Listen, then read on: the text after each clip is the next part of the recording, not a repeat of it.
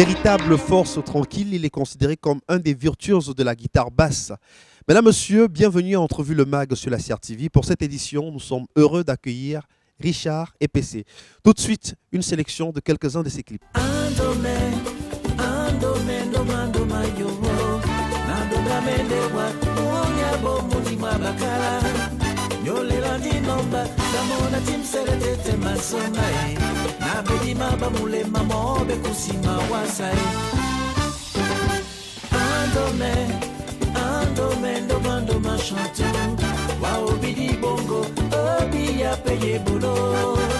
Man malama mongo, namani sonongo makango. Man masoga mongo, bele katusha piano e wana mi ho, singa somwendi. Di kamala mandolo, ya sonambai. Nambi ponjipe, nambi nasia, nemba. Nambi pendolo, yes sir. Nabediwa, so nabibel. Namambasa Yesu, Yesu sungera biso bese. Nombote wole, usabe numba. Nanyangwa bese atatebwa. Doidi biasa mungade sibe wolo. Ediba mwese malongo longo gomo kunyato bulu. Molera mangeli, Yahwa Yesu. Megele monyola wanamba, nagazi tageti. Nere banyana lobali totiwa. Etuma pondale no, longe ya pinyo businga tondolo. Longelende na bato, malemi ponde, pinyo dutea.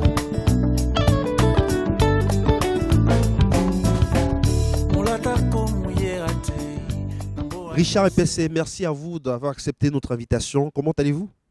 Très bien, Eric Christian. Vous êtes considéré comme un virtuose de la guitare basse, chanteur, auteur, compositeur, interprète. Un peu plus de 3 décennies dans l'univers musical, mais pourtant, vous avez commencé les activités musicales un peu tard. Comment est-ce que vous arrivez à la musique?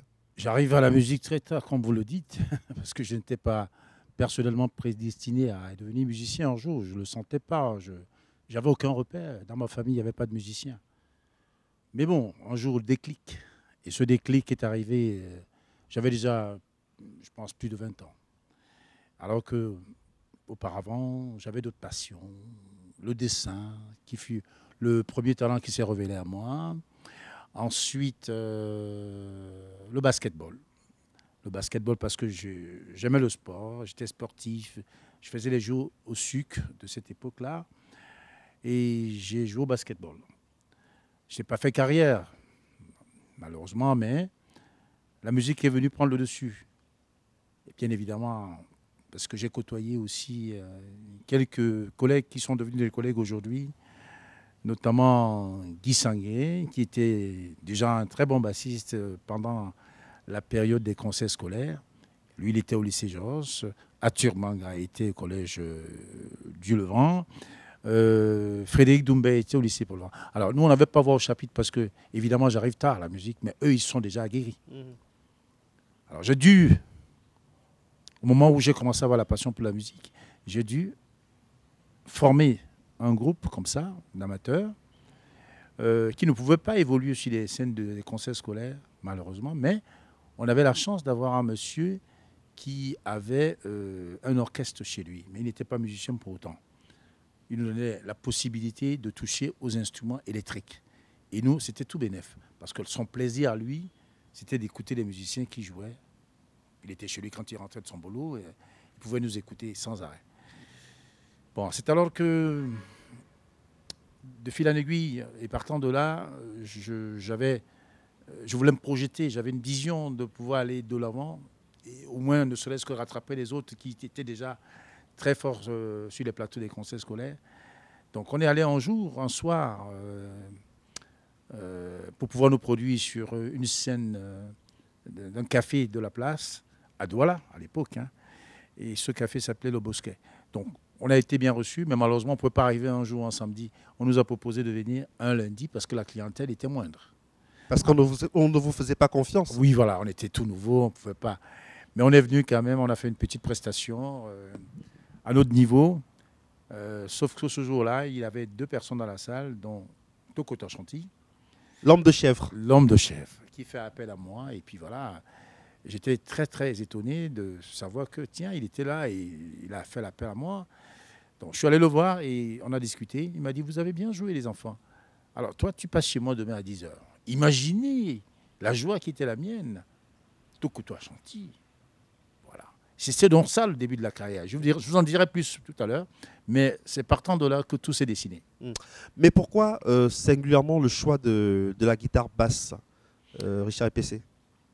Oui, parce que c'était un instrument qui m'interpellait à travers le jeu de bassiste et notamment Vicky Edimon, qui effectivement, grâce à lui, que j'avais un œil, un regard particulier pour cet instrument. J'étais encore tout jeune que je ne connaissais même pas du tout faire la différence entre une guitare normale et une guitare basse. Il a fallu un jour, j'ai assisté à un concert avec ma maman, que j'ai aperçu une guitare qui était complètement debout comme ça sur l'estrade. Je lui ai dit, mais tiens, je verrai la personne qui viendra chez cette guitare. Et c'est donc comme ça que j'ai vu le bassiste Vicky Edimon. Et ça m'a donné envie de faire comme lui. Alors, les débuts, comment vous pouvez les qualifier? Des débuts faciles, difficiles? On sait qu'il y a eu la réticence des parents. Votre papa, votre maman ne vous voyait pas artiste musicien. Est-ce que cela a été facile de gérer toutes ces réticences familiales? C'était un peu ça dans toutes les familles, hein, parce que la musique n'était pas considérée comme un métier. Le sport non plus. Mais moi, j'avais la chance d'avoir une grand-mère qui avait un esprit ouvert. Et donc, elle me donnait la possibilité de faire ce que j'avais envie de faire. Et comme j'ai été élevé par elle, parce que mes parents étaient des fonctionnaires, ils ont parcouru le Cameroun, mais moi, j'étais resté avec ma grand-mère. Donc, elle m'encourageait à faire ce qui me faisait envie. Et donc, partant de là, j'ai intégré des orchestres professionnels. Après Toko Tachanti, j'ai fait mon premier studio d'enregistrement. C'était à l'époque à la maison de la radio à Yaoundé. Et on a enregistré le premier album. Pour moi, c'était tout nouveau. Une séance de studio. Et là, je peux vous dire que je m'en suis sorti tout à fait bien. Et d'ailleurs, le disque, il est toujours à l'écoute aujourd'hui. Le disque des Koumbe, avec Manolo, Patrick Djeki, Feu Patrick Djeki, Diane Diento, et puis Ngoloko Zaché, Feu Ngoloko Zaché également. Donc, moi, j'ai été le bassiste de ce groupe-là. Ils ont sorti un album. Ça m'a donné envie vraiment de continuer. Et par la suite, vous avez croisé le chemin de Sally John? De Sally John, voilà. Donc, parce que votre réputation commençait à vous précéder sur le terrain. On commençait à vous demander de plus en plus comme bassiste. C'est surtout que eux, ils jouaient déjà avec Sally John. Donc, Manolo, il jouait avec Sally John. Et il m'a entraîné dans cette aventure. Et donc, on a sillonné un petit bout de temps ensemble. Et puis après, c'est parti très vite. J'ai intégré des groupes professionnels, des cabarets. C'était la belle époque, hein, des cabarets, une grande effervescence autour de l'activité musicale. À cette époque-là, vous gagnez beaucoup d'argent? Et oui, parce que c'était une époque sans crise, si on peut le dire comme ça, parce que c'était les années 80 et tout marchait bien économiquement. Et donc, il y avait plein de clubs, il y avait plein de cafés, plein de clubs, de cabarets, de restaurants et tout ça. Et cela m'a permis donc d'intégrer un groupe professionnel d'où il y avait comme chanteur Tom Yums. Tom Yums qui revenait du Nigeria, qui a intégré également le groupe avant moi. Mais quand je suis arrivé, j'ai pris la place d'un autre bassiste qui n'était plus là. Et donc on a cheminé vraiment ensemble. Et avec Tom Yums, j'ai appris pas mal de choses. Alors du coup, quand je deviens chanteur, c'est juste grâce à Tom Yums. Parce qu'un jour, il était absent, un soir. Et comme j'avais l'habitude de l'accompagner sur toutes ses chansons, eh ben, je retenais aussi les paroles des chansons. Alors lui n'étant pas là un soir, moi j'ai essayé, je me suis essayé au micro. Et tout le monde m'a applaudi, il m'a dit, mais tu faut continuer. On a l'impression que c'est le fantasme de beaucoup de bassistes camerounais. On commence comme sideman, et puis on finit comme leader, on prend le dessus et tout. Est-ce que la transition a été facile à gérer? C'est-à-dire que de bassiste bien dans son coin, ouais, à chanteur au devant de la scène? Sur le plan carrière, oui. Parce qu'on a quand même, c'est pas la même chose. Hein. Tout à fait. Être sideman, jouer derrière des grandes peintures, c'est une chose. Mais aller au devant de la scène, Affronter le public, affronter le public, de façon directe. c'est une autre chose. Ouais. C'est une autre chose. Donc, c'est un apprentissage différent. C'est comme avoir une guitare basse et avoir une contrebasse. C'est deux instruments qui jouent le même rôle au sein d'un orchestre, mais dont les techniques sont absolument différentes. Voilà. Mais j'ai dû apprendre, parce que être derrière une grosse pointue et être au devant de la scène, ça demande beaucoup de maîtrise quand même. Et ensuite, vous allez vous envoler pour la France. La première fois, c'est pour vos études. Vous revenez au Cameroun et vous repartez cette fois-là pour vos activités musicales. Alors, comment ça se passe l'arrivée en France, l'intégration dans le milieu musical qui, on va le dire, avait déjà un certain nombre de noms bien connus originaires du Cameroun? J'avais la chance d'abord d'avoir fait plusieurs tours en France, c'est-à-dire que les allées et venues, ce qui m'a permis d'avoir une idée déjà de comment les gens vivent là-bas. Mais pas totalement, parce que pour s'y habituer, il faut résider. Alors, la résidence était une autre découverte, parce qu'on rentre dans la vie sociale, les codes du pays, et ça, il lui fallu beaucoup de temps pour s'y adapter. Parce qu'en fait, aller en France pour ses études et aller en France pour y résider définitivement avec tout ce que ça comporte comme responsabilité, c'est compliqué au départ. On est confronté à pas mal de choses.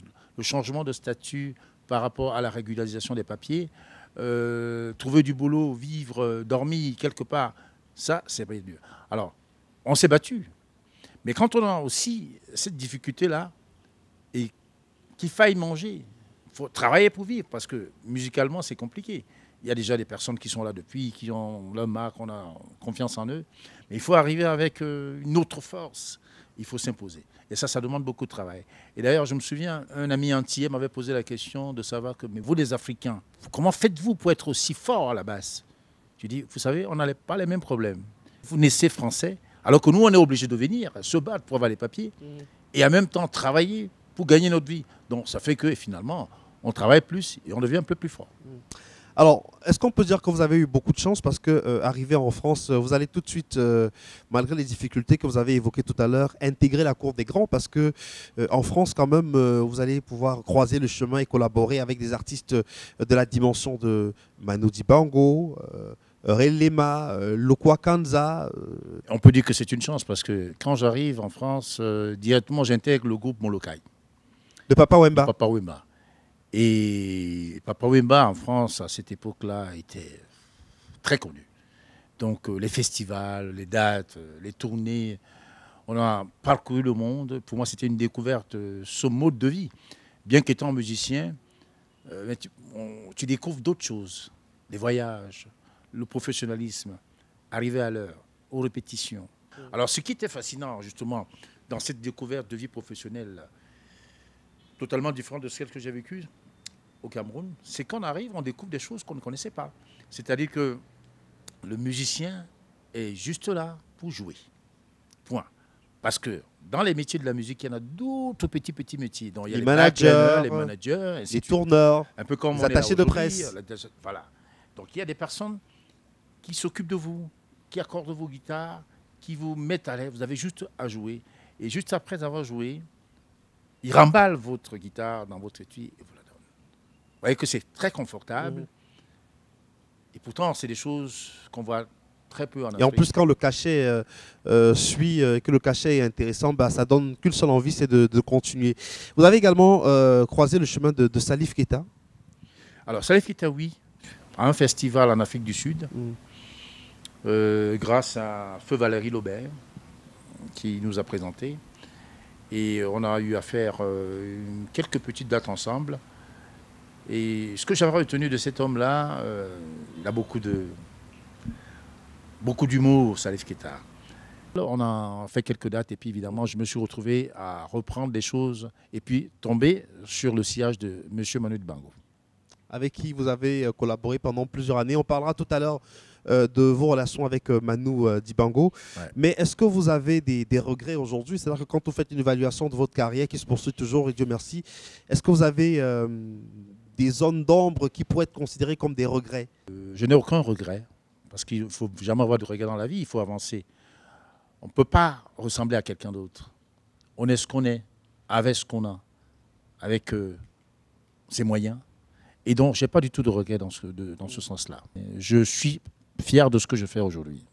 Alors, on va vous proposer de retrouver vos musiciens. Vous faites accompagner pour cette édition d'Entrevue le Mag par le Kemit 7 de Ruben Binam, des artistes locaux qui font un travail extraordinaire. Extraordinaire, qui ouais, vous je accompagnent. confirme. On va tout de suite pouvoir se faire une idée de leur immense talent à vos côtés. Vous allez nous interpréter une chanson que tout le monde adore de votre répertoire, Mulatako. Mulatako, c'est tout simplement le rassemblement. Quand on se rassemble, on est unis, c'est pour aller de l'avant. Mulatako, voici Richard et PC.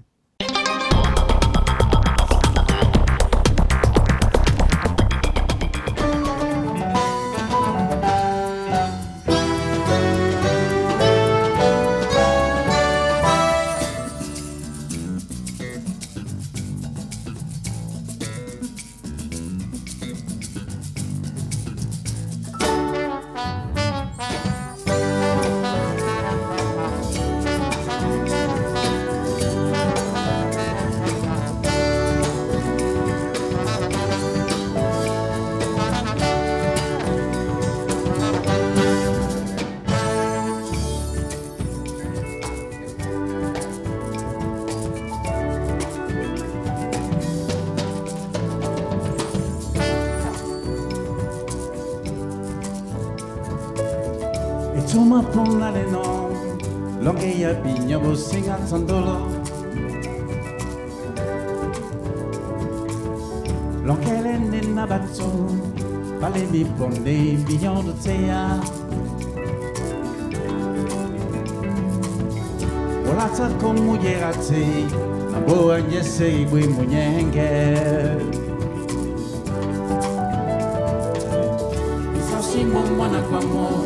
Batimi vinyo masoma mabunya Tomuna songo abola Kosima sesa walo atende Topuma sonde kambelagi Kosime de tapadi bobe Weke Ateno pise ala sisenge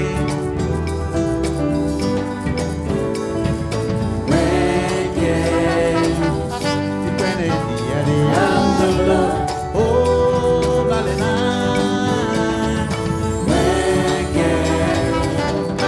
oh, I say we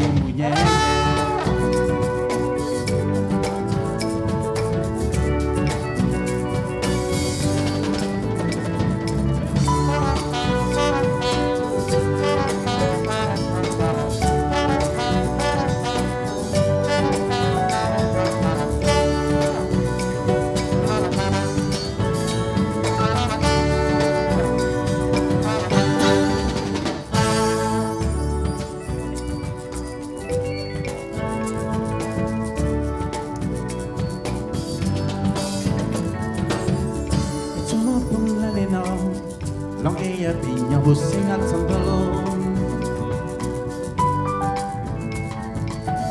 Longe nena batso Vale mi pone piña do tea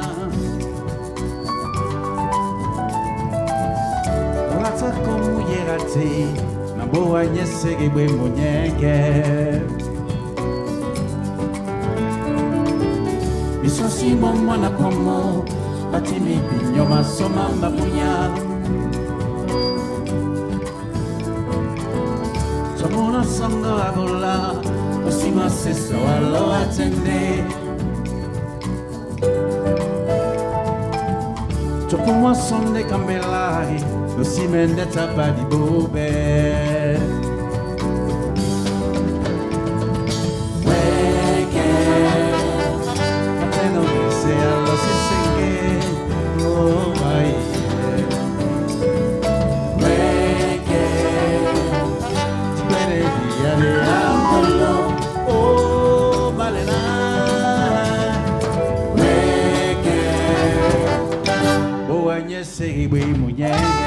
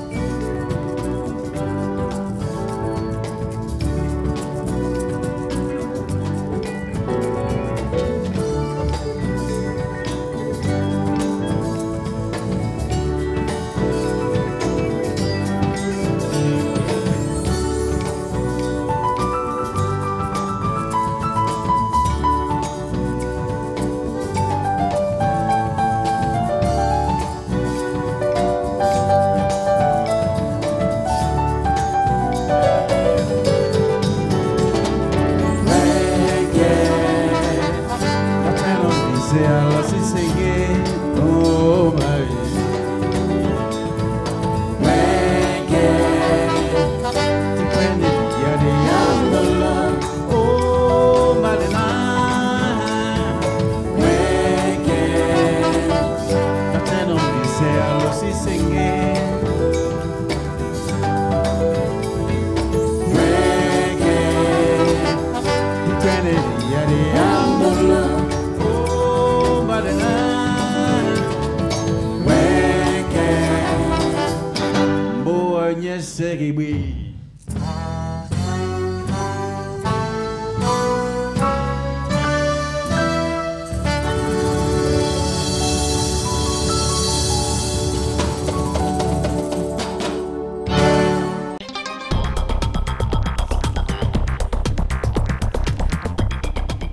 Magnifique prestation de Richard Epessé Moulatakou. Alors, vous vous considérez comme un des héritiers des Bois Lotting. Vous l'avez connu, Eboa Lotting?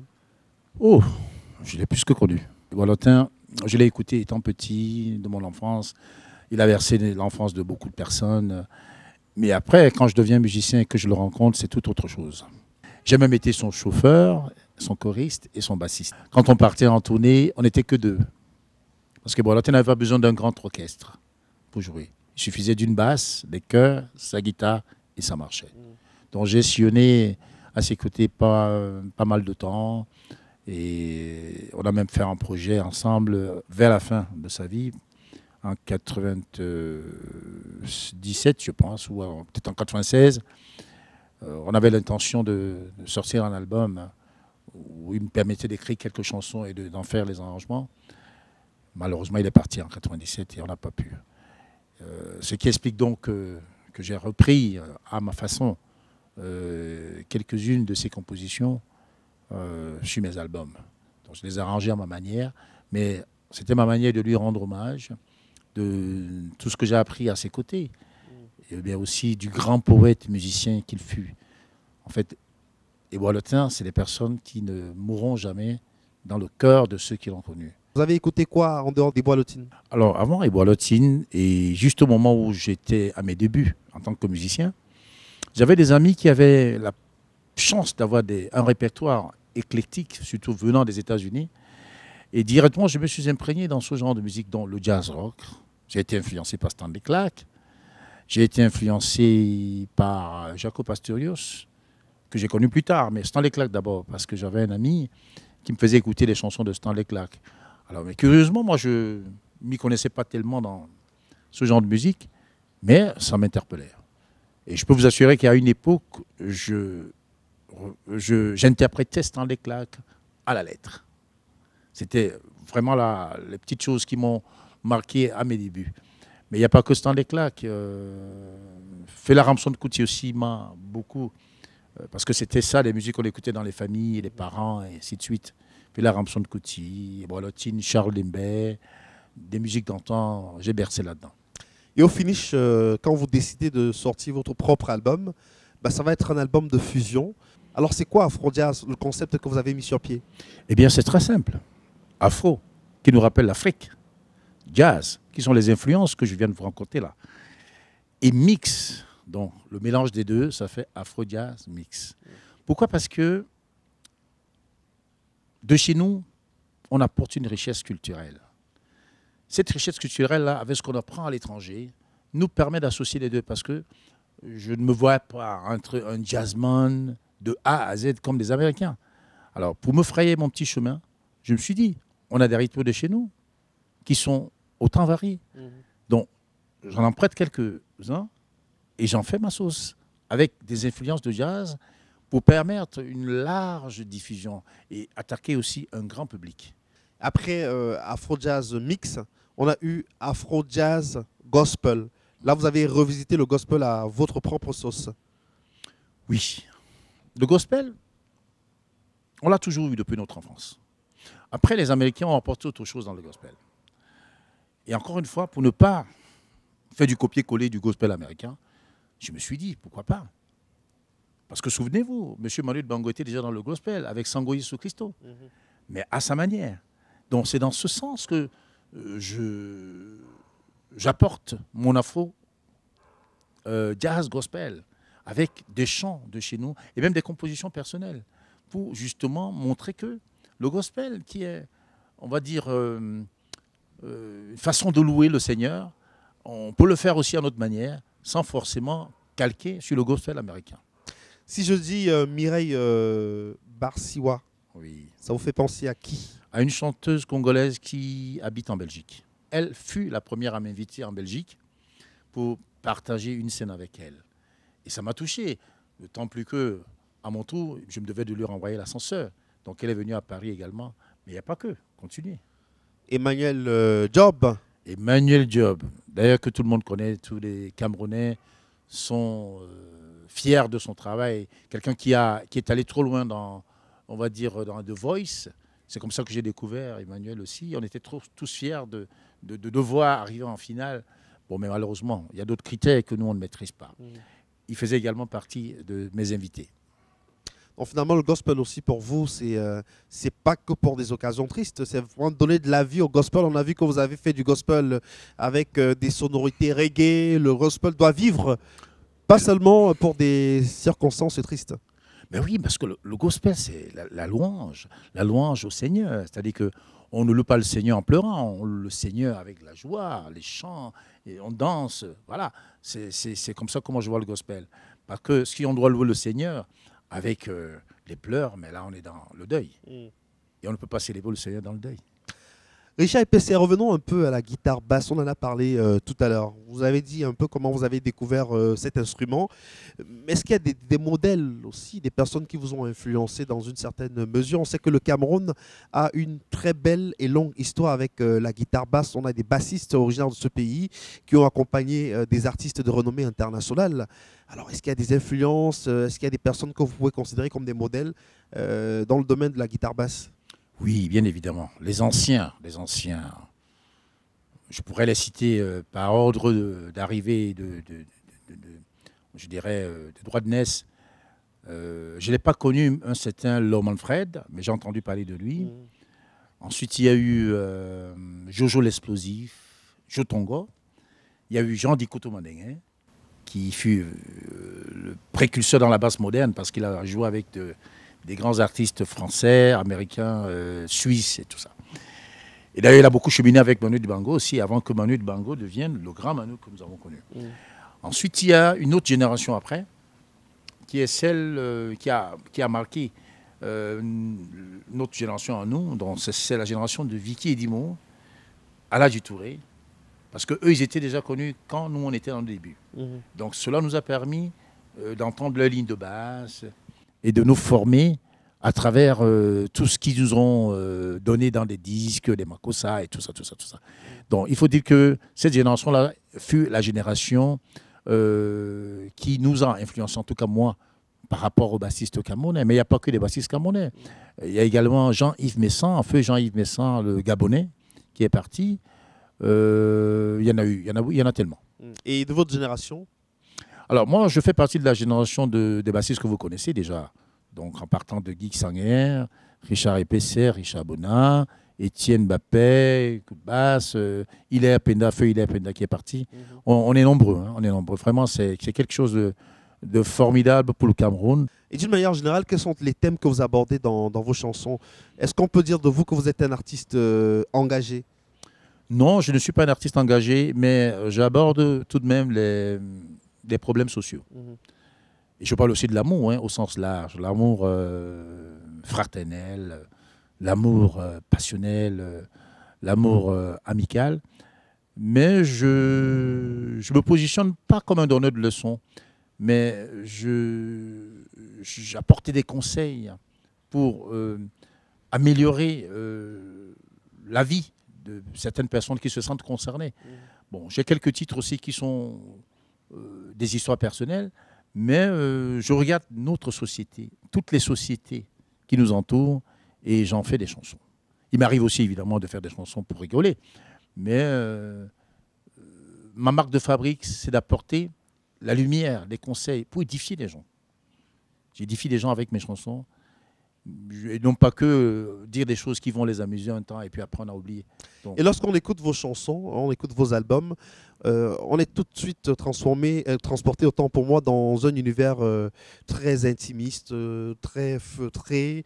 Est-ce que c'est un peu à l'image de votre personnage? Parce que vous êtes ce que les jeunes appellent une sorte de baba cool, une sorte de mec peace and love, genre de mec sans problème, qui n'aime pas les problèmes. C'est un peu ça votre univers musical, Richard EPC?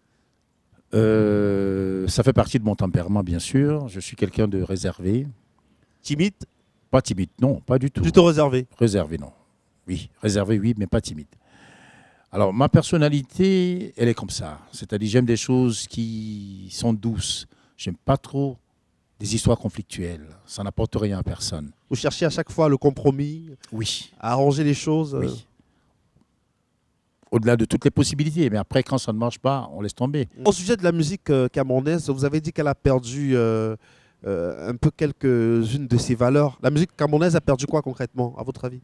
Le constat que j'ai fait par rapport à la musique camerounaise m'a donné envie de créer une académie. Une académie itinérante des arts pluriels, pour ainsi dire. D'abord, pour éveiller les consciences par rapport à la dépravation des mœurs, mais aussi pour transmettre le savoir. Sans oublier de dire que améliorer la créativité, créer des choses qui édifient, qui apportent une certaine valeur, qui reflète notre société ou ailleurs. Donc, ce qui veut dire que pendant très longtemps, nous, on a bénéficié des aînés qui nous ont montré le chemin avec des chansons très édifiantes.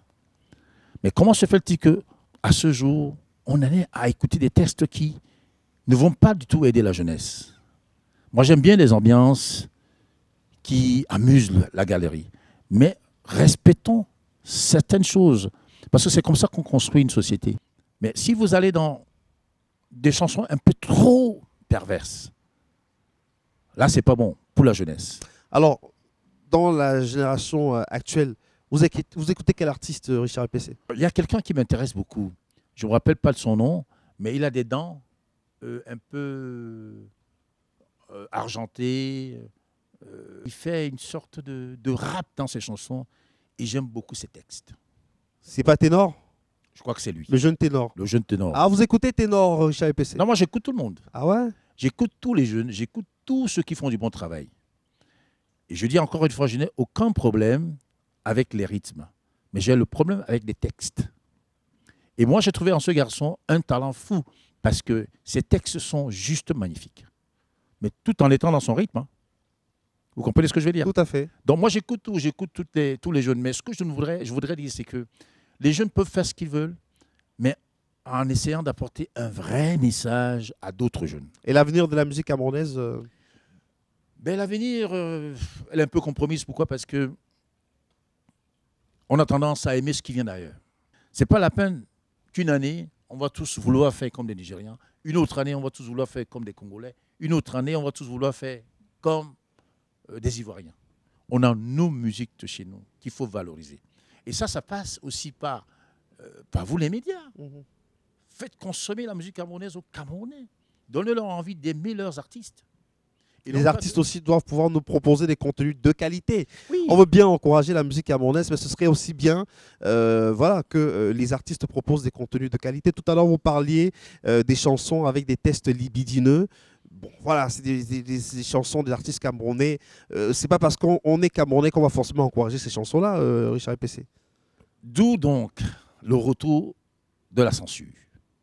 Vous êtes pour le retour de la censure? Mais bien sûr, sur le plan de la moralisation, les valeurs morales, la censure. La censure a existé dans ce pays. Avant d'aller regarder des films à l'époque, ces films étaient vus par une délégation qui pouvait autoriser que ce film puisse sortir pour le grand public. C'était également le cas pour des chansons. Aujourd'hui, on peut revenir sur ces valeurs-là. Je ne suis pas en train de tirer sur quelqu'un précisément, mais je voudrais dire que si on n'ose pas dire ce qu'on pense par rapport à certaines choses qui ne vont pas dans notre musique, ben, on va continuer à faire comme on fait et on va se retrouver à être les derniers alors qu'on était les premiers. On va marquer une autre pause, Richard et PC, avec le Kémit 7 qui vous accompagne. Vous allez les rejoindre sur scène pour nous proposer une version propre à vous de Elimba Dikalo, de votre mentor Eboa Lotid. On regarde et on se retrouve juste après.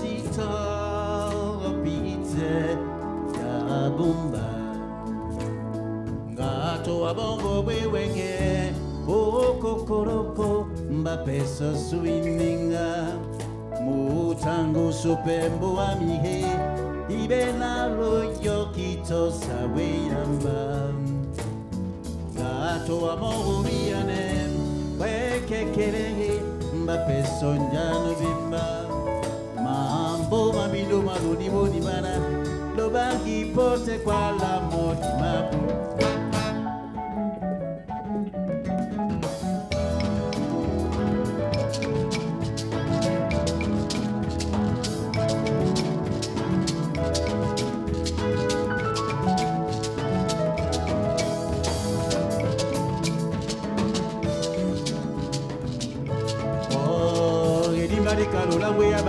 Babito na basidane pe bomimi oneke basitandemo ili marika lola mwe bana basu babito na basi kwese pe memehe banja ekomori banya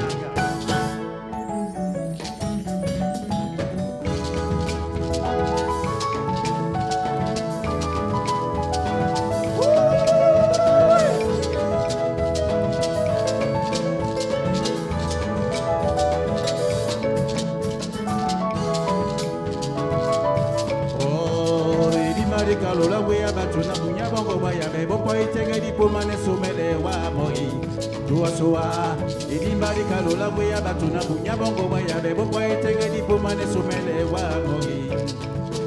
Bana Edimbari Kalola, we are Pasuna, Isele Musula, Montepede, Basike, Mama, say, Ababo. Where Edimbari Kalola, we are Pasuna, Isele Musula, Montepela, Lubake, Mama, say, Ababo.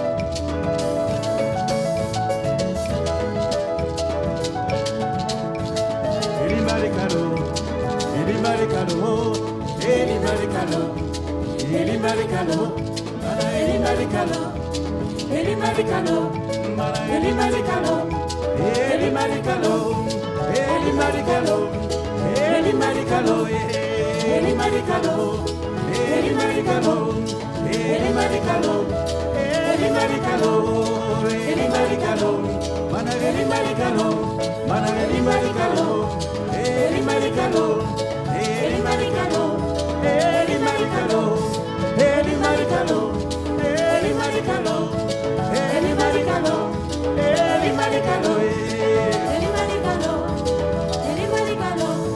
Eli Maricalo, Eli Maricalo, Eli Maricalo, Eli Maricalo, Eli Maricalo, Mana Eli Maricalo, Eli Maricalo.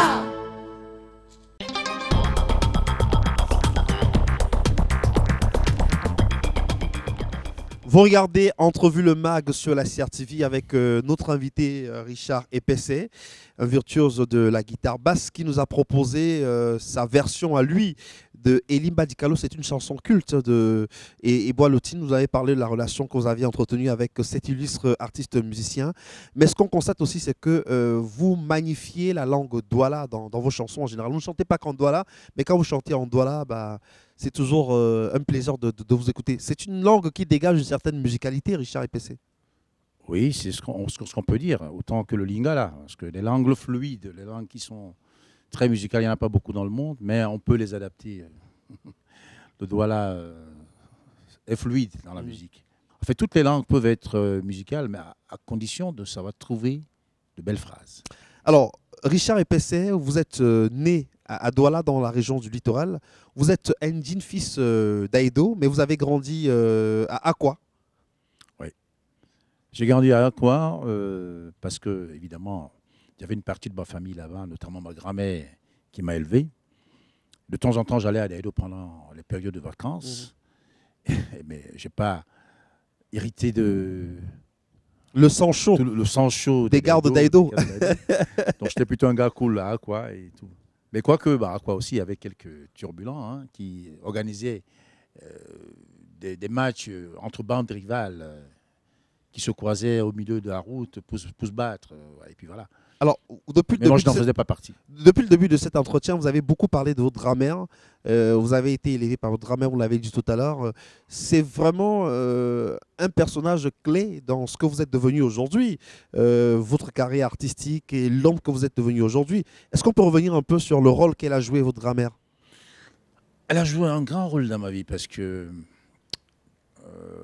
lorsque ma mère m'a eu jeune, ma grand-mère a dit, bon, ce fils, ce sera mon dernier petit-fils, parce qu'elle n'a pas élevé que moi, elle a élevé beaucoup de personnes. Mais elle avait décidé que moi, je serais le dernier. Et donc, elle m'a donné tout son amour, vraiment tout l'amour qu'un enfant pouvait avoir, et surtout un enseignement et des valeurs. Je suis resté avec ma grand-mère de ma tendre enfance jusqu'à mon adolescence et tout ça. Et un jour, quand elle a vu que j'ai commencé à être très grand déjà, elle m'a dit, bon, écoute, toi, je vais te sortir de ma maison, je vais te donner une chambre dans mes dépendances, parce qu'elle en avait des dépendances et des locataires. C'est donc là que je retrouve ma liberté. Et je commençais donc à faire des choses comme un jeune garçon de mon âge. Mais avant, ce n'était pas possible. Parce que la grand-mère était là. Elle était là. Omniprésente. Omniprésente.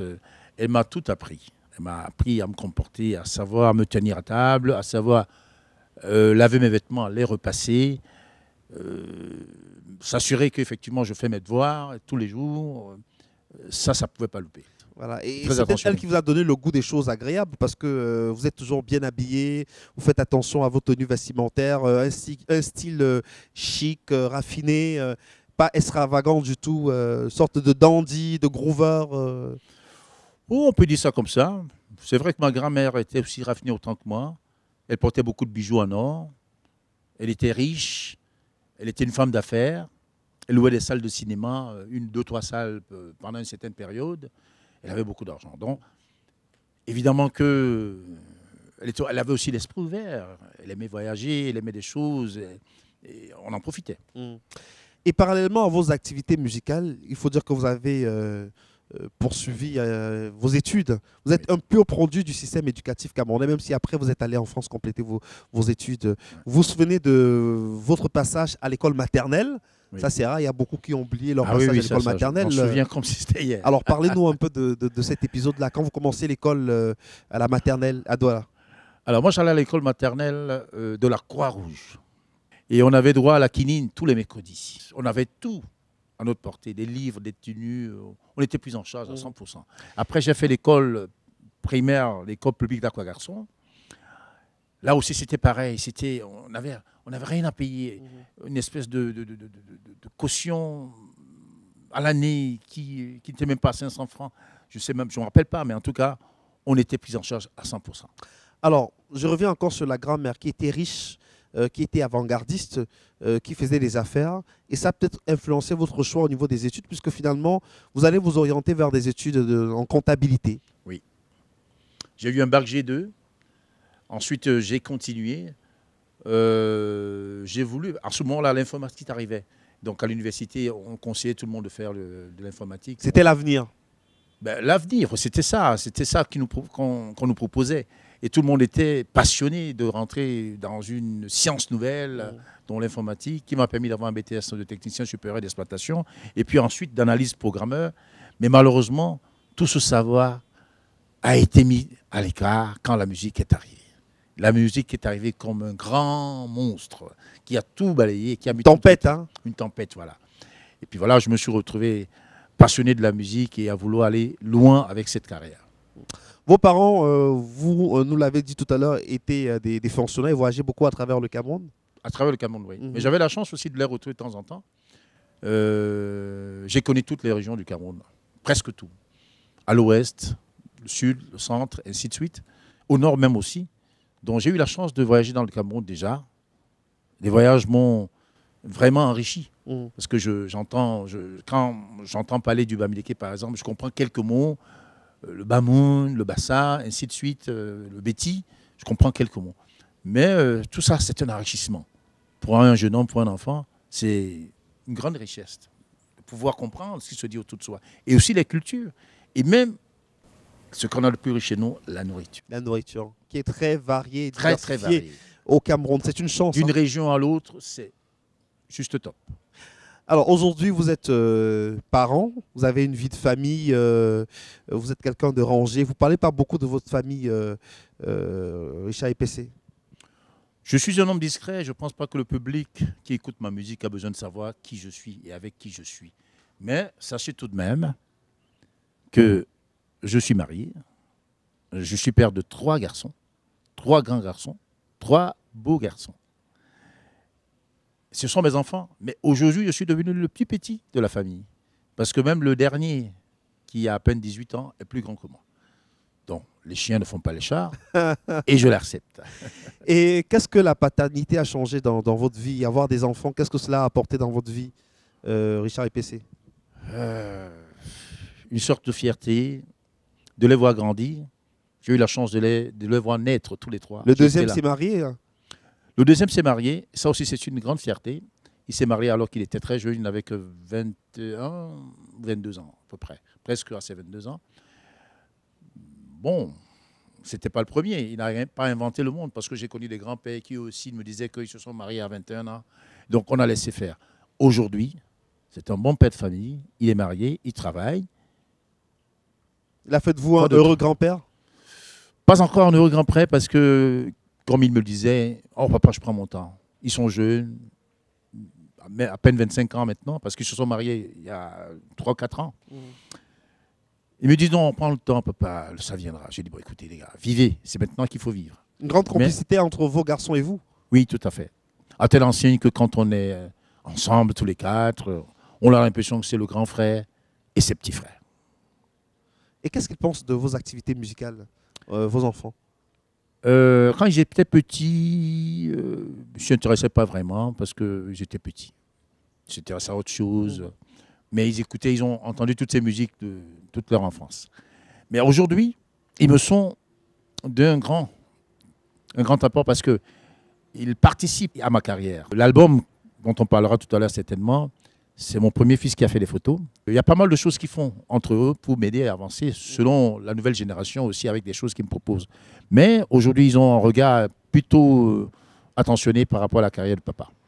Alors, vous parlez de cet album, le tout dernier, Oui. Richard et PC, Gentleman, Afro Jazz Mix 2. Oui, C'est un album de 16 titres, c'est à ce titre, oui. avec le regard extérieur de vos enfants, qui vous accompagne aussi dans vos choix musicaux. Oui, ils donnent leur avis, ils proposent des choses. Et d'ailleurs, justement, je fais un clin d'œil à mon dernier fils sur un titre qui s'appelle Nelson Richardson. C'est pour interpeller tous les jeunes de son âge parce que les enfants, à l'âge de l'adolescence, ils ont tendance à être très opposants envers leurs parents et même en contradiction avec tout le monde. Donc lui, je lui ai dédié ce titre, mais ça concerne tous les enfants de cet âge-là, tous les enfants qui sont des adolescents et des hommes en devenir. Donc écoutez cette chanson-là, vous les jeunes, pour vous aider à avancer, être patient, à travailler, à devenir ce que vous devez être. Et c'est un album qui est la suite logique de Afro Jazz Mix, Oui. qui a été le premier. Oui, l'Afro Jazz Mix qui était le premier d'ailleurs. Et entre les deux, hier, on a parlé un petit peu de l'Afro Jazz Gospel. Gospel, tout à fait. Mais celui-ci est l'Afro Jazz Gentleman Afro Jazz Mix 2. Pourquoi Gentleman? Gentleman parce que j'estime qu'il faut de la bienveillance envers les personnes, à vous, à nos amis, à nos enfants, à toutes les personnes que nous croisons. Et non pas gentleman pour faire plaisir aux femmes, évidemment, non. C'est gentleman dans la vie de tous les jours. Soyons bienveillants, soyons respectueux des uns des autres, sachons faire des choses qui ne fâchent pas, sachons être un exemple envers les autres. C'est comme ça que moi, je me définis en tant que gentleman. Voilà. C'est toute une éducation, hein, une Toute une éducation éducation. chevaleresque. Tout à fait, ouais. Les bonnes manières, les bonnes Les attitudes, bonnes manières, la bonne éducation. Voilà, la bonne éducation, savoir se remettre en question quand on est en tort, reconnaître voilà, aussi ses fautes, tu vois, être humble envers les gens. Ça, c'est tout l'ensemble du gentleman. Tenir la porte à une dame quand elle va passer, elle va rentrer dans la voiture. Soyez bien envers ses enfants. Et quelquefois même aussi ne pas avoir honte de débarrasser quand on a fini de manger. Alors, est-ce que vous avez des amis en dehors de votre épouse, de vos enfants? Est-ce que vous avez des amis qui vous sont fidèles, et des amis aussi à qui vous êtes fidèles depuis des années? Oui, j'ai des amis. Les bons amis, on les compte du bout des doigts. Hein. Et puis, c'est surtout ceux qui viennent qu'on a connus depuis très longtemps. J'ai quelques amis, d'ailleurs, à qui je rends hommage. Salut les amis, ils se reconnaissent. Mais je connais aussi beaucoup de gens dans la vie de tous les jours. La musique vous a apporté La beaucoup musique de connaissances, beaucoup de d'amis. connaissances, a même enrichi mon carnet d'adresses. Mais c'est un autre monde. C'est un monde virtuel. On ne peut pas être ami à tout le monde. Mais on doit faire l'effort de s'entendre avec tout le monde. Le showbiz dans tout ça. Vous n'êtes pas très showbiz, non? Ah aussi, quand même. Ah ouais? La preuve, je suis producteur de cet album, comme le précédent. Je suis mes activités comme il se doit. Je suis affilié à pas mal d'organismes par rapport à la production musicale. Je fais des tas de choses, j'organise des spectacles, je fais beaucoup de choses. Donc le business est là, évidemment. On peut pas vivre sans business, sinon on n'a que dalle, quoi. Alors, Alame Somba, Oui. Amène-moi. amène-moi. Ouais. Vous nous amenez où, là, Richard EPC? C'est une louange. C'est une louange. Encore une fois, vous comprendrez que je suis très spirituel. Alane Somba, c'est-à-dire qu'amène-moi avec toi là où tu dois aller. Et là, je fais allusion au Seigneur, reconnaître qu'on a été dans un monde, et puis on a envie de revenir vers le Seigneur, se dire que voilà, j'arrête tout ce que j'ai fait.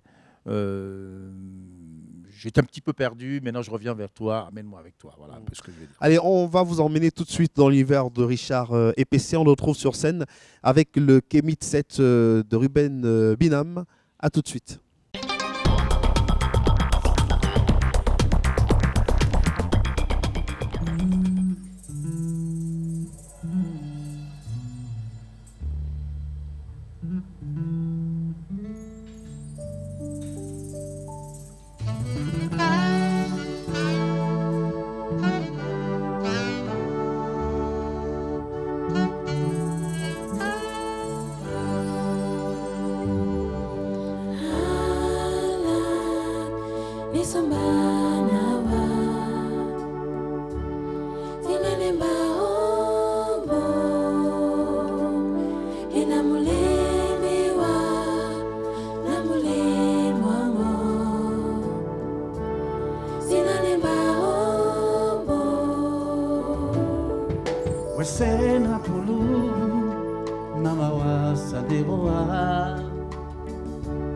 Natimbi wala tilongela muyinga Usea mongo mwende bile mbana na ye Musungera su na bubewa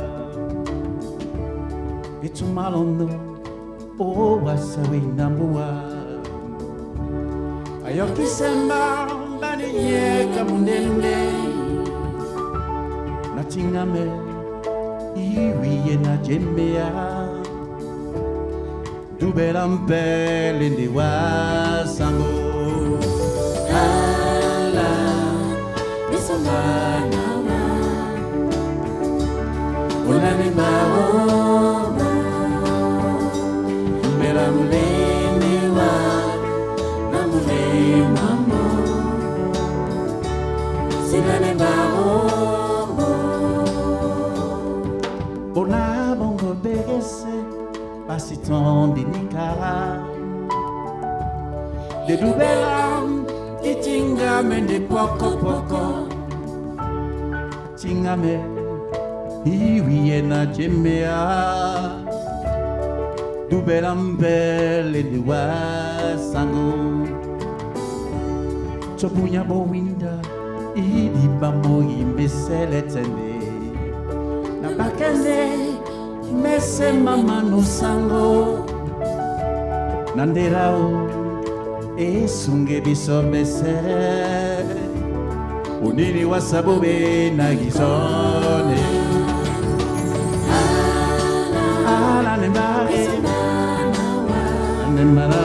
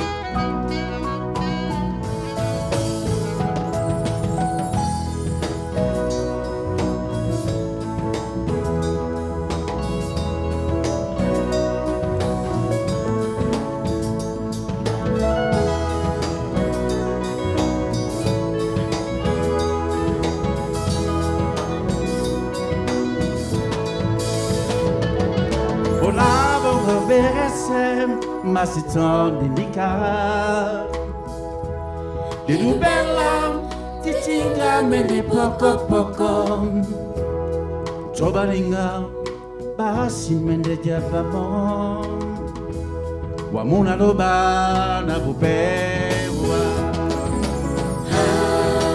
Ala nebale Ala nebalawa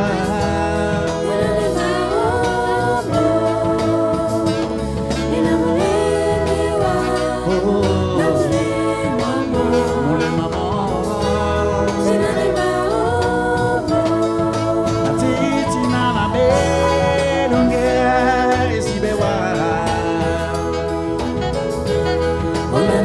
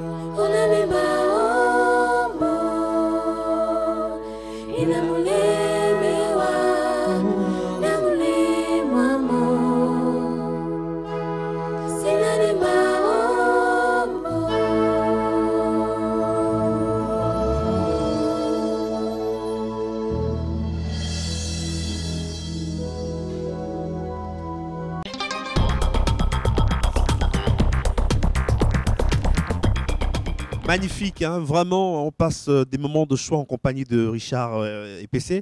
Alors, on va partager quelques photos avec les téléspectateurs. Vous allez réagir à ces photos. Ouais. On a la toute première qui s'affiche à l'écran en ce moment. Alors, on vous voit aux côtés de Richard Bonnat. Alors, cette photo me rappelle 2012, alors que l'album Afro Jazz Mix venait de sortir. Et donc, j'ai croisé Richard Bonnat. Alors, on s'est croisé à Paris. Bon, il faut dire que Richard Bonnat et moi, c'est une longue amitié, depuis le Cameroun déjà. Donc, il m'a proposé de venir au Cameroun avec lui, lorsqu'il avait l'habitude de venir ici à cette époque-là, faire la première partie de son concert. Alors, je trouvais que c'était une opportunité qui tombait à point nommé pour moi, surtout que je venais de sortir un album, pour pouvoir le présenter au public du Cameroun. Vous avez gardé de bons rapports aujourd'hui, Richard Bonnat et vous?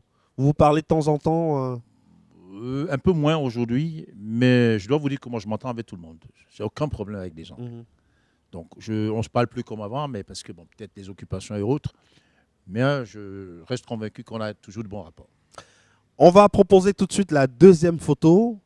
Alors, toujours chic, toujours bien habillé.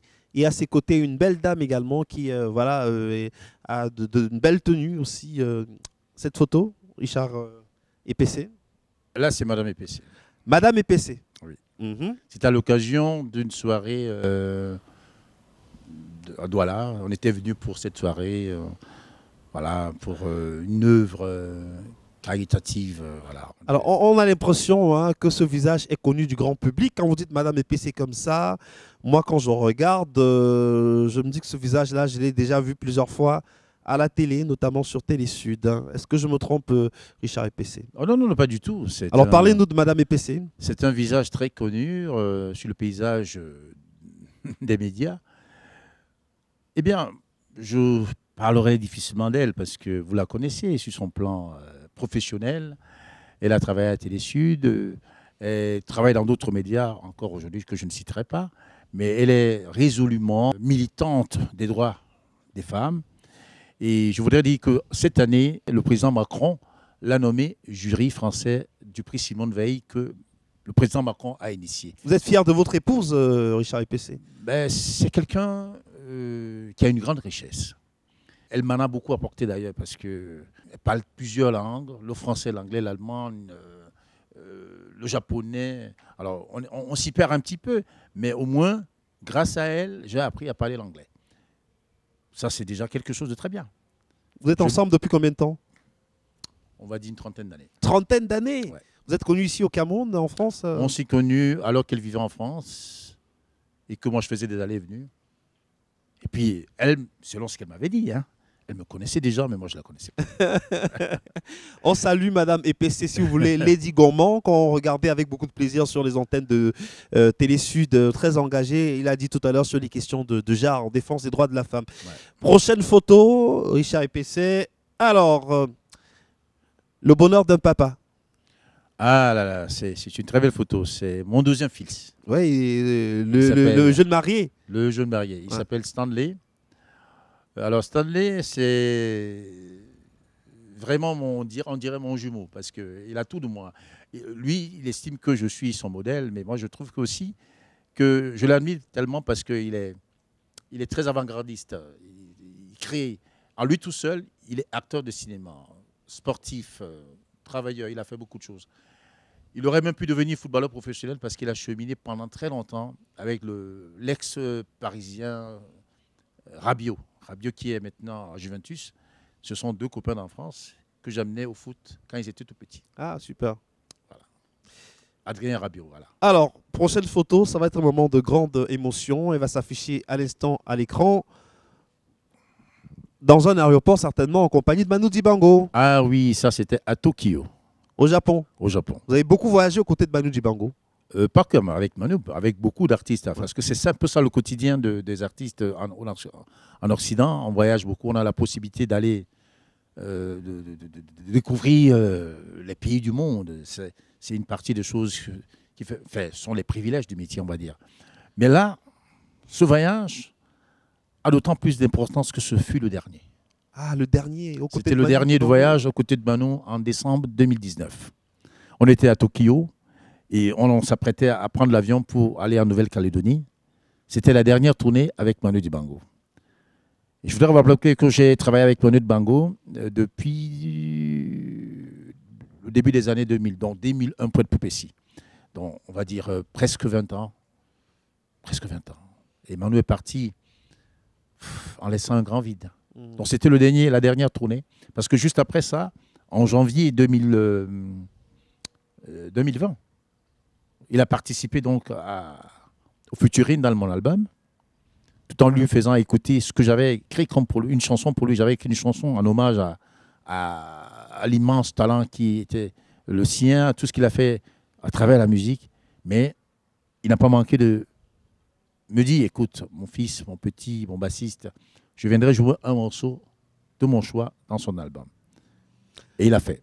Manu Dibango, à jamais dans nos cœurs. On va terminer cette séquence avec la dernière photo qui va s'afficher. Alors, on aperçoit Richard EPC, toujours souriant, mais entouré de deux dames aussi qui affichent un sourire large comme ça.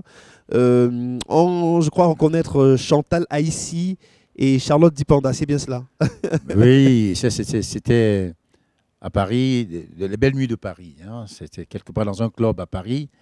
Et on a l'habitude de se retrouver et c'était une belle rencontre ce soir-là. Charlotte était venue, Chantal était là.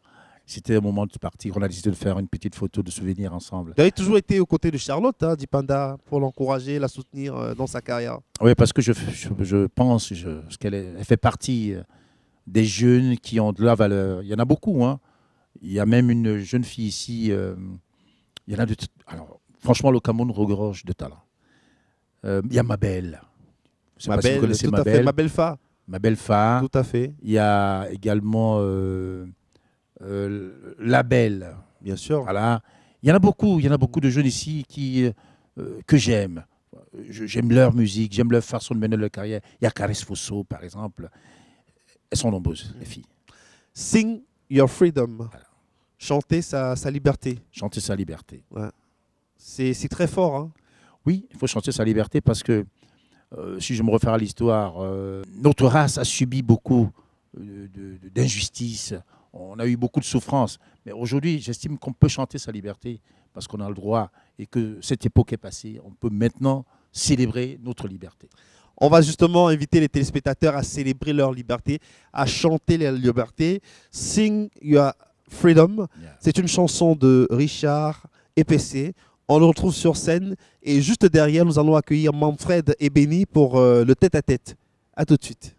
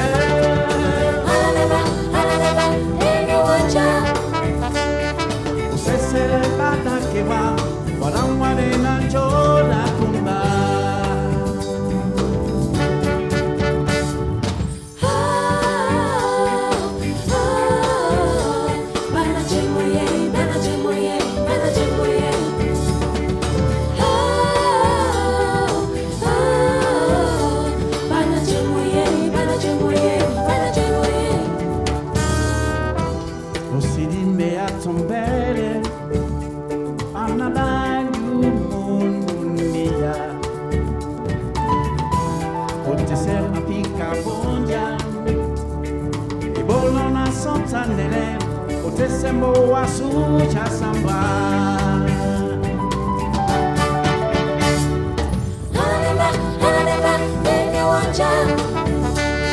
Ebola na konti pinton, bana batete.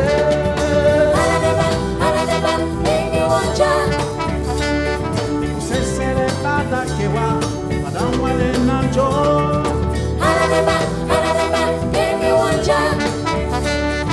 Ebola na santanele, otese bo wasu kasamba.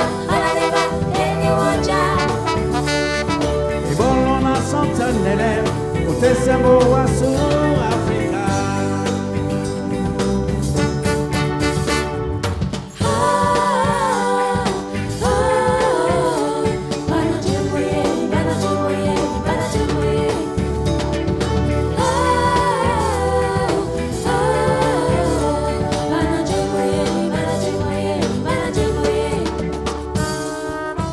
Tu me tirais de ma pompée.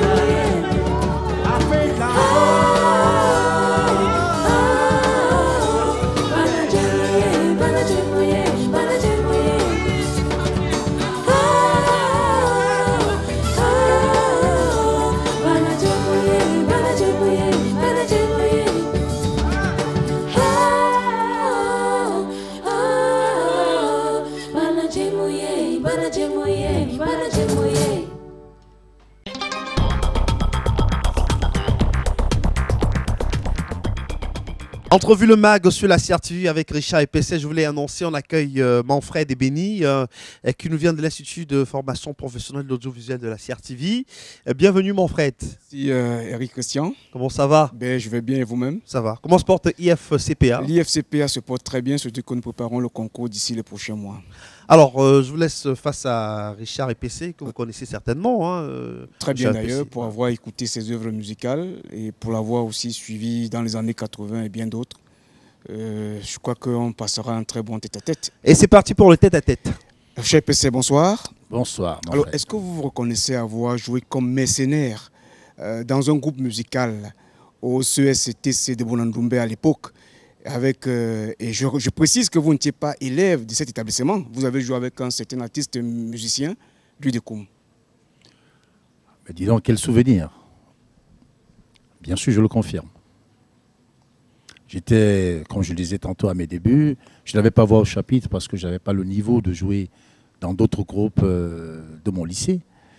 Mais néanmoins, on m'a proposé de devenir mercenaire dans un CES de Bonandoumbe, effectivement, où j'ai été joué pour mon premier concert scolaire au foyer protestant de Aqua.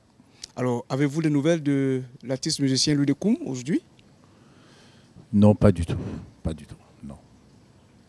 Alors, Richard et PC, plongeons-nous un tout petit peu dans les années 80. Oui. Une guerre éclate, une guerre de bassistes éclate entre vous et un artiste de renom, aujourd'hui disparu, qui n'est plus de ce monde, j'ai nommé Kotobas. Alors à l'époque, qui était le seul à vous ravir la vedette lorsqu'il était sur la scène. Et je me rappelle très bien de cette date-là, vous jouez dans un cabaret appelé Pacific Palisade, oui. Et lui à Memos Bar. Et à chaque fois que Kotobas était sur la scène, il vous arrachait pratiquement la vedette sur scène. Alors, à cette époque, on avait du mal à vous séparer. De vous deux, qui était donc leader à cette époque-là? Je pense qu'il n'y a jamais eu de bagarre entre Kotobas et moi, parce que, encore une fois, Kotobas aussi fait partie des amis d'enfance avec qui c'était la même génération, on va dire. Mais jamais de guerre, non, pas du tout. Je ne me souviens pas qu'il y a eu ce genre de situation entre nous. Au contraire, on se côtoyait, on partageait des choses ensemble, musicalement, des conseils, on écoutait les mêmes musiques. Non, mais pas de guerre, non. J'ai jamais eu de guerre avec personne. Alors, les conseils scolaires? Les conseils scolaires, j'étais plus spectateur que musicien, parce que moi, j'arrive très tard à la musique. Et donc, comme je disais tantôt, je n'avais pas la chance de jouer comme ceux qui étaient déjà là avant. Et donc, on allait écouter. Mais cela m'a permis quand même d'avoir envie de faire comme eux. Et je dois dire qu'il y avait un don qui était enfui en moi, qui a explosé en seulement 3 mois de vacances. Et ça m'a mis le pied à l'étrier en rentrant directement chez les professionnels. Donc, je considère que c'était pas le moment. Mais enfin, j'étais très admiratif de ceux qui étaient déjà là, parce que j'allais voir ces conseils scolaires tout le temps. Alors, Richard Epessé, restons dans ce cabaret Pacifique Palissade qui vous rappelle beaucoup de souvenirs. Oui. Alors, on vous faisait le reproche à l'époque d'être très élégant sur scène. C'est vrai, je ne peux pas vous retirer cette identité. Et pendant vos prestations artistiques sur scène, vous faisiez pleurer beaucoup de femmes. Alors, aucune d'elles n'a pu conquérir votre cœur? Oh, si on doit dire que l'élégance est un défaut, je dirais que non. Ce n'est pas une bonne réponse. Non, mais vous savez, nous les artistes, on joue des rôles. Quand on est sur scène, le devoir c'est de faire plaisir au public. Maintenant, on ne peut pas rentrer dans la tête de tout le monde pour savoir qui pense quoi. Mais il n'en demeure pas moins qu'on sait qu'évidemment la musique transmet une certaine émotion, ça transmet aussi certaines choses. Et puis nous, les artistes, on est devant le public. Le public vous scanne complètement. Et peut-être parmi ces personnes dans le public, il peut y avoir quelques-uns ou une qui auront des idées. Mais ça reste toujours professionnel pour ma part. Alors, qui vous a appris à bien vous mettre? Ma grand-mère. Je vais vous citer quelques noms. Oui. Et vous allez me dire quels souvenirs ces personnes vous rappellent. Nom d'artiste, bien sûr. Oui. Ndema System? Ndema System, non. Oui, ce que ça me rappelle, Ndema System? Oui. Alors, Ndema System, oui, bien sûr. Ndema System meurt. Aujourd'hui, Ndema System est en France. Mais avant, il faisait partie des personnes qui venaient chez moi lorsque j'avais un studio d'enregistrement. Et Ndema System était un compagnon musical de Papillon. Donc il venait régulièrement chez moi. C'est comme ça que j'ai connu Ndema System, qui était d'ailleurs à cette époque très fin, très mince, un mannequin. Bon, aujourd'hui, avec le poids de l'âge, on arrive à prendre un peu de poids. Aujourd'hui, Ndema System, oui, bien sûr, je le connais parfaitement et on se côtoie. Ngoye Cheka? Oui, voilà encore un nom qui me parle. Ngoye, je rends hommage d'ailleurs parce qu'il fait partie aussi de ce gars-là qui était dans les conseils scolaires à l'époque, mais qui était déjà très aguerri, très talentueux. Voilà, salut, Teka. Alors, Ndema, on va d'un moment à l'autre se séparer. L'univers musical vous a souri. Vous êtes à l'étranger depuis beaucoup d'années déjà. Ouais. Vous êtes pratiquement coupé des réalités camerounaises. Du coup, on ne vous voit pas trop sur scène au Cameroun. Alors, qu'est-ce qui a pu vous faire partie du Cameroun, aller vous installer à l'étranger? Et surtout quand on sait que le Makossa est l'une des souches qui a vu et qui vous a permis d'éclore votre talent, mais vous avez plutôt jeté votre dévolu sur le jazz.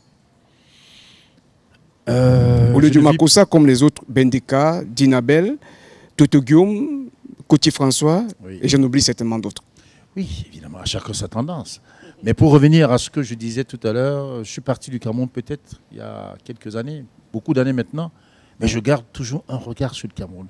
Et d'ailleurs, je félicite les techniciens qui ont bien voulu inventer un satellite qui nous envoie les chaînes africaines. C'est une fenêtre qui nous met, parce qu'avant, ce n'était pas possible. C'est-à-dire qu'on était complètement coupé du monde. Alors, ces chaînes africaines, dont la CRTV, le Cameroun, qu'on arrive à voir à l'étranger, nous permet d'avoir un regard. C'est-à-dire que c'est comme si on n'est pas parti. On a un petit peu la chaleur du pays, on a un petit peu... Bon, c'est vrai que les réalités en tant que telles, on ne les vit pas au quotidien, mais on a toujours gardé un œil.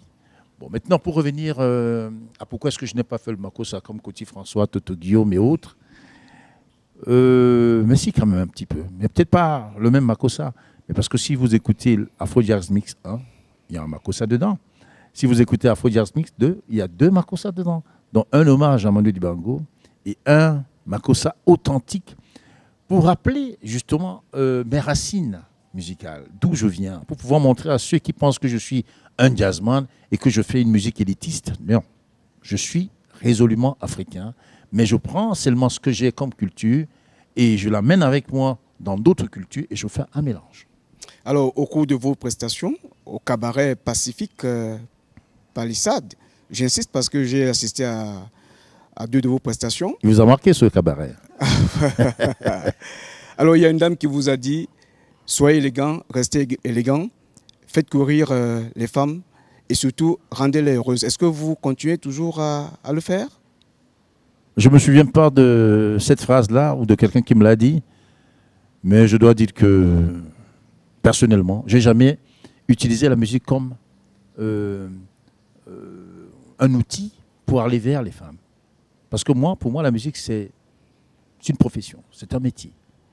Maintenant, on n'a pas besoin d'être musicien pour séduire les femmes. Et d'ailleurs, il suffit de savoir parler aux femmes pour les en avoir. La séduction à travers vos œuvres musicales.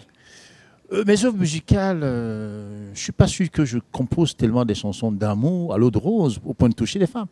Mais je pense simplement que le monde des femmes a ses codes. Et je dois dire que c'est les femmes qui choisissent les hommes que nous sommes aujourd'hui. Donc, pour ma part, je ne pense pas que quand je monte sur scène, c'est pour éblouir les femmes. Je veux juste apporter du bonheur à mon public. Que ce soit des hommes ou des femmes, des enfants, les jeunes ou les vieux.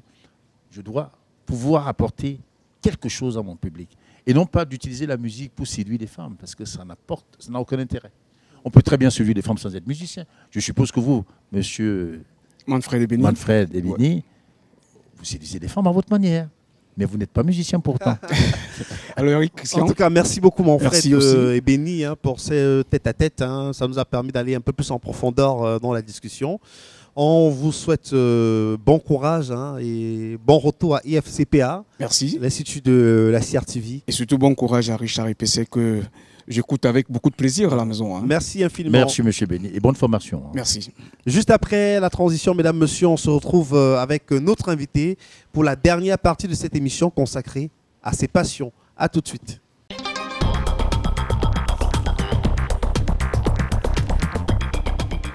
Regardez Entrevue le Mag sur la CRTV, c'était le tête-à-tête. Une fois de plus, merci à Manfred Ebeni.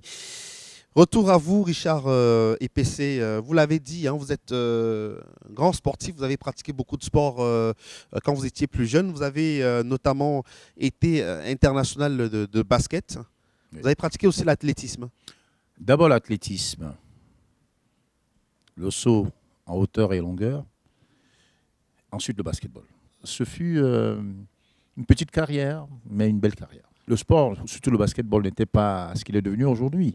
On n'avait pas la possibilité même d'avoir des images ou de jouer dans des grands championnats, parce qu'on était tous des amateurs. La plupart de sportifs, des basketteurs de cette époque, travaillaient dans des sociétés pour lesquelles ils jouaient. Donc, j'en faisais partie. Moi, je n'étais pas un travailleur à ce moment-là, mais j'ai quand même eu la chance d'intégrer quelques formations qui nous ont même amenés en Centrafrique pour disputer un grand match avec les Centrafricains. Et je dois vous dire que les Centrafricains de cette époque n'étaient pas des travailleurs, c'était même des militaires. Donc on a dû jouer avec une équipe de basketball nationale, mais qui n'était que des militaires. Des militaires. À l'époque aussi, vous avez monté une entreprise événementielle, vous organisez des événements à Douala, à Yaoundé. Je crois que vous avez aussi monté un restaurant. C'était la période de faste chez vous, hein. Beaucoup d'argent. C'était une très très belle période, alors que tout allait bien, mais aussi c'était la période de grande insécurité à Douala. Donc, ce qui est d'ailleurs l'une des raisons qui m'a amené à repartir en France, c'est parce que c'était très dangereux. Mais il faut dire que c'est une époque qui marchait très bien. Il y avait beaucoup de... Économiquement, on était très bien. Mhm. Voilà. Donc j'avais un restaurant à Aqua. J'avais pas mal d'orchestres que j'avais placés par-ci, par-là. Et je dirigeais effectivement mon entreprise d'événementiel sur tout ce qui se passait dans l'endroit-là et même à Yaoundé. Vous avez également fondé l'Académie itinérante des arts pluriels. Ouais. Vous avez fait évocation tout à l'heure. Mais de façon concrète, dans le cadre de cette académie, vous attelez à faire quoi? Quelles sont les réalisations que l'on pourrait mettre à votre actif? Alors, il y a 3 points essentiels en rapport avec cette académie. Le premier point, c'est le devoir de transmission du savoir envers la jeunesse. Le deuxième point, c'est la prise de conscience des dépravations de mœurs au bénéfice de la créativité qui édifie, une créativité qui est essentielle. Et enfin, le troisième point, c'est la responsabilité individuelle de l'homme en tant que musicien, mais la responsabilité individuelle sur le plan de sa santé. Parce que si on veut aller loin, il faut ménager sa monture. Tout à fait. Et j'ai constaté que la plupart de nos collègues, nos confrères aujourd'hui, se laissent un peu aller. Et lorsque les mauvais jours arrivent, voire même les cas de maladie, de décès, on est obligé de faire des quêtes par-ci, par-là. Pourtant, je pense qu'au Cameroun, aujourd'hui, on a des sociétés d'assurance qui vous permettent de souscrire une assurance maladie à moindre coût. Parce que des fois, les gars ont quand même un peu d'argent, mais ils sont pressés d'aller acheter un casier de bière plutôt que de souscrire une assurance maladie qui Leur sera bénéfique. bénéfique en temps de difficultés Tout à fait. de santé. Mm. Donc moi, je pense que cette académie, elle est itinérante, bien sûr. Pourquoi? Parce que partout où je vais, comme je suis au Cameroun actuellement, je vais pouvoir rencontrer les jeunes le dimanche 9 mai et pouvoir échanger avec eux sur tous ces 3 points et même au-delà. Mm. Une autre passion aussi, c'est celle relative au voyage. Vous aimez beaucoup voyager. Côte d'Ivoire, Abidjan, ça reste aussi une de vos plus belles destinations. C'est le métier qui veut ça. Mais je dois dire que voilà, les voyages en Afrique, oui, c'est important de voyager parce que ça ouvre l'esprit, ça apporte beaucoup de richesses, etc. Mais notre métier, c'est ça. Hein. On est comme des pilotes et pourtant, on n'est pas des pilotes en tant que tels, mais on voyage beaucoup. C'est le métier qui donne ce privilège. Comment vous vous projetez dans 10 ans, Richard EPC? Je souhaiterais, si possible, à la mesure de mes moyens, mettre sur pied, ici au Cameroun, ce fameux conservatoire qui ne sera plus itinérant, mais qui sera implanté au Cameroun pour aider la jeunesse camerounaise à entrer dans les arts. Parce que je ne parle pas que de musique, je parle des arts tout confondus. Parce que j'estime que les arts, au-delà des problèmes qu'on peut avoir dans nos sociétés, mais jouent un rôle important. Les arts jouent un rôle social énorme. Donc, il faut contribuer à les développer pour permettre à la jeunesse de rentrer dans toutes les disciplines de l'art. Le cinéma, la musique, la danse, le théâtre et beaucoup d'autres choses qui font partie de l'art. Donc ça, c'est mon ambition, ça, c'est mon projet. Il y aura peut-être un jour, le jour, ici au Cameroun, peut-être pas, mais en tout cas, je ferai du mieux que possible pour pouvoir le réaliser. En tout cas, merci infiniment d'avoir accepté notre invitation, hein, Richard EPC. On a passé de très bons moments en votre compagnie. Le mot de fin aux téléspectateurs, à vos fans qui vous regardent en ce moment sur la CRTV. Je vous aime, mes fans du Cameroun. Je vous aime tous. Merci infiniment, mesdames, messieurs, de nous avoir accordé toute votre attention. C'était Entrevue le Mag depuis le Djega Palace à Yaoundé. On va se quitter avec une autre chanson du répertoire des Bois Lotines. Une chanson qui visiblement semble parler à notre invité, Richard EPC. C'est Ngona Djebale. Et c'est bien cela? Oui, Ngona Djebale, oui. Ngona Djebale. Voilà, on se quitte avec cette chanson. Merci d'avoir regardé. C'était Entrevue le Mag sur la CRTV. Et à très bientôt.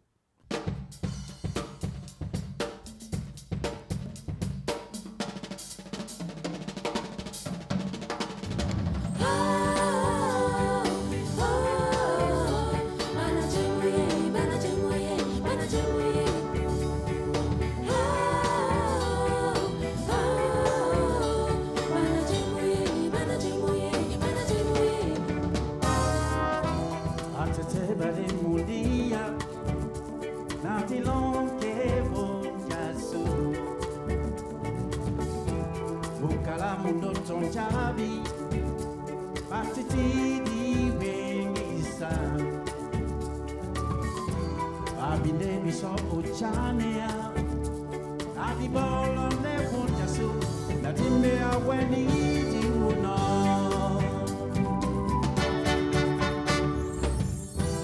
osi timbe atombele bana banyu mundudia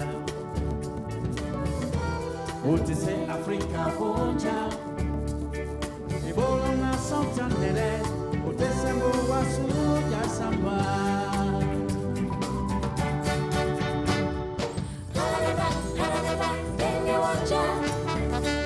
ende tumala bone kito bana batete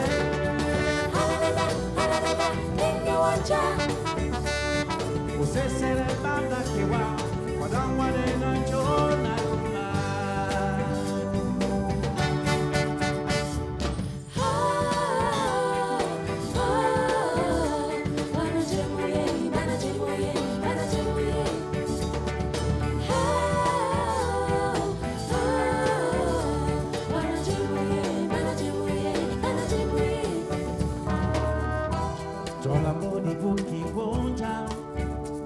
Tomoni musi manamo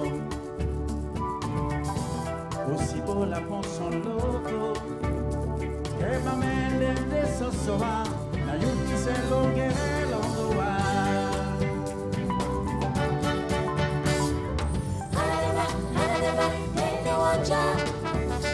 lende tumala bone kimso mama batete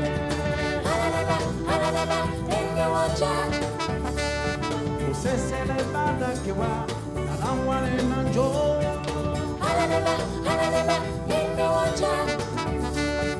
ebolo na santanele utesembo waso